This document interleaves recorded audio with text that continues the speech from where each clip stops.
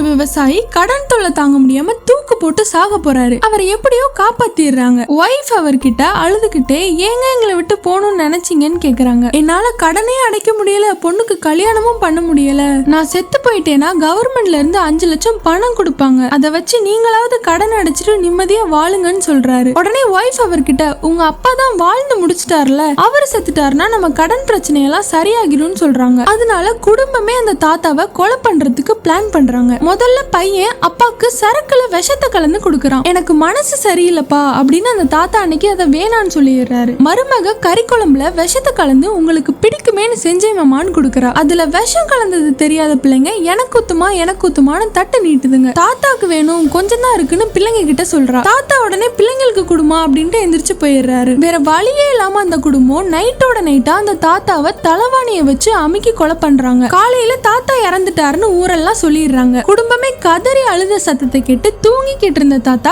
கம்பீரமா எந்திரிச்சு உட்கார்றாரு. இவராவது சாகரதாவதுன்னு எல்லாரும் எந்திரிச்சு போயிடுறாங்க. அன்னைக்கு நைட்டே தாத்தாவை பாம்பு கடிச்சிருது. குடும்பமே அவர் சாகணும்னு ரொம்ப மெதுவா வேண்டா வெறுப்பா அவரை கூட்டிட்டு போறாங்க. அப்பதான் அந்த தாத்தா அவர் பையில இருந்து 4 பவுன் நகை எடுத்து கொடுக்கறாரு. நான் கொஞ்சம் கொஞ்சமா என் பேத்தி கல்யாணத்துக்காக சேர்த்து வச்சிருந்தேன், நான் சாகறதுக்குள்ள எப்படியாவது என் பேத்தி கல்யாணத்தை பார்க்கணும்பா, என்ன சீக்கிரம் ஹாஸ்பிடலுக்கு கூட்டிட்டு போங்கப்பான்னு கதறி அழுகிறாரு. அப்பதான் பண்ண தப்பா உணர்றாங்க அந்த குடும்பம். அந்த இடத்துல அந்த 5 லட்சம் அவங்களுக்கு பெருசாவே தெரியல, தாத்தாவோட அன்பு தான் பெருசா தெரியுது. உடனே வேகமா ஹாஸ்பிடலுக்கு கூட்டிட்டு போய் தாத்தாவோட உயிரை காப்பாத்துறாங்க. தாத்தா உங்க கூட இந்த நாட்களை மறக்க முடியுமா தாத்தா அப்படி நினைக்கிறவங்களும் ஒயிட் கலர் ஹார்ட்டை கமெண்ட் பண்ணுங்க. மறக்காம இனி வாய்ஸ் சப்ஸ்கிரைப் பண்ணிக்கோங்க.